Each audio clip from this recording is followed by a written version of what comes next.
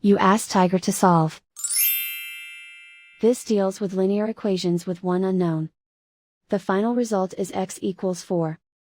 Let's solve it step by step. Simplify the expression.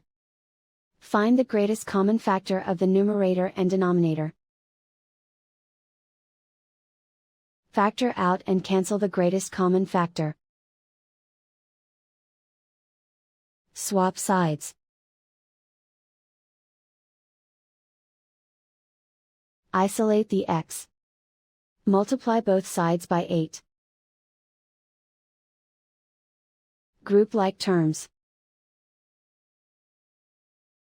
Multiply the coefficients. Simplify the fraction. Multiply the fractions. Find the greatest common factor of the numerator and denominator.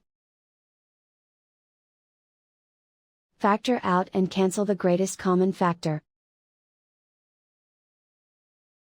And so the final result is x equals 4.